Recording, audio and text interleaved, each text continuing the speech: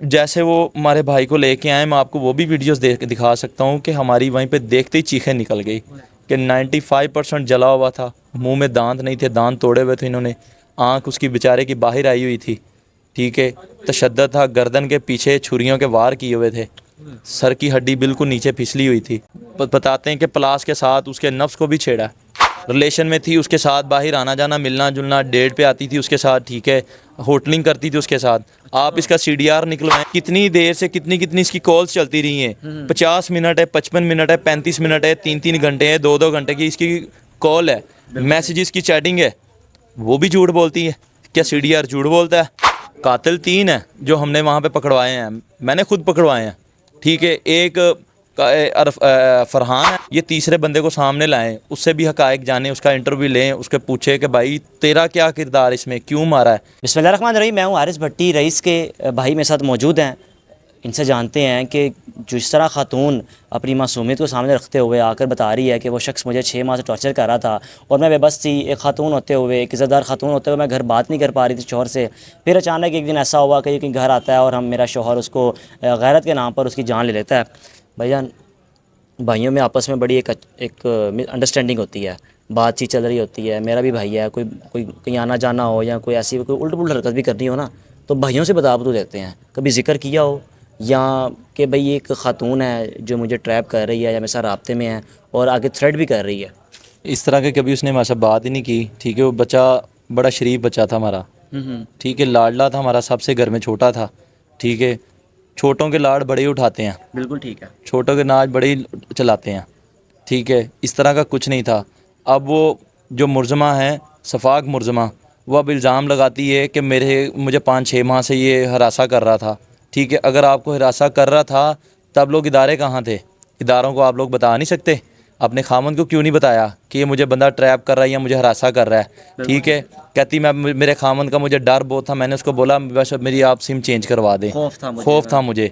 ठीक है, ये बिल्कुल झूठ बोलती है, ये झूठ बोलती है। खुद उस लड़के के साथ रिलेशन में थी। जब ये पकड़ी गई है, जब पकड़ी गई है तब इसने ये सारा ड्रामा रचाया है, गैरत के नाम पे मारा, गैरत के नाम पे मारा। तो भाई तू साथ उसी को भी मार।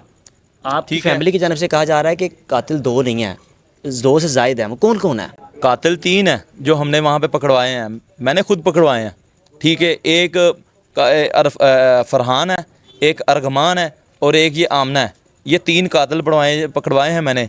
जितने भी इंटरव्यू आप देख लें, उसमें वो 2 ही बंदे सामने लेके आ रहे हैं।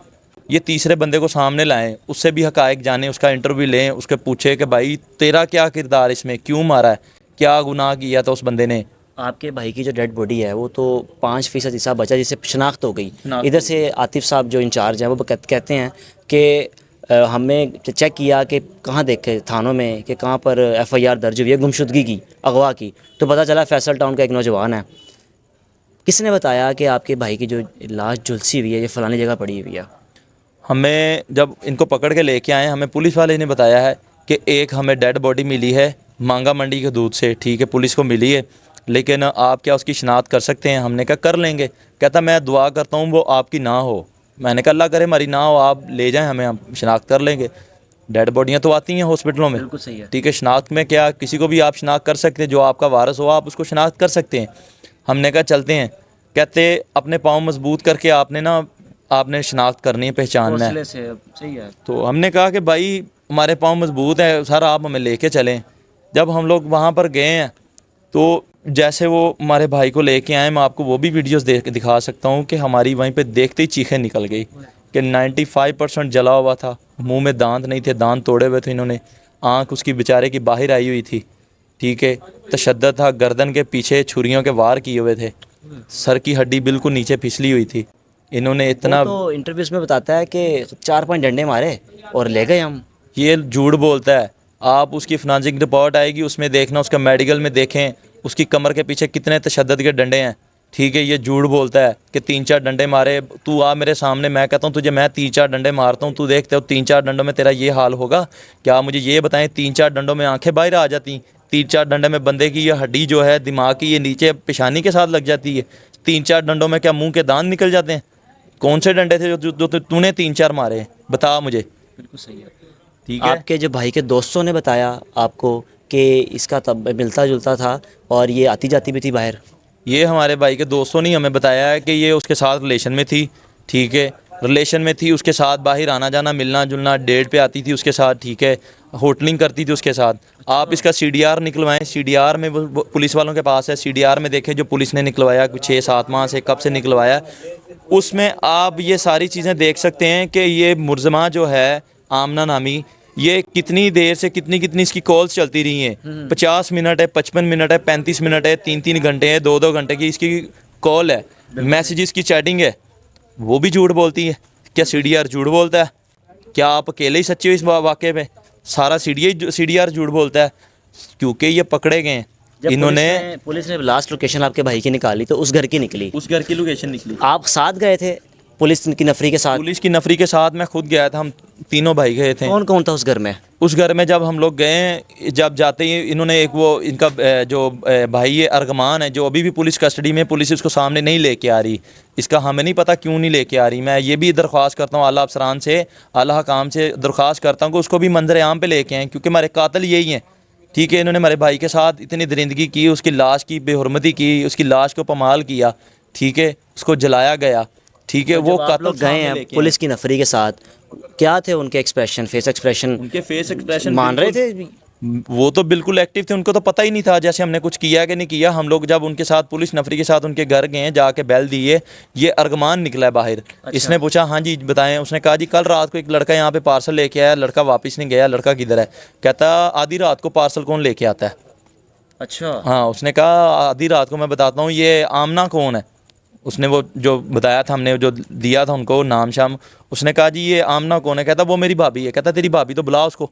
अच्छा, कहता उसको बुला। कहता वो तो बच्चों के साथ बाहर खाना खाने गया, आउटिंग पे गए। उसने कहा आउटिंग पे गए हो, ज़रा मेरी बात करो। आप बात की खातून के साथ उस पुलिस अफसरान ने।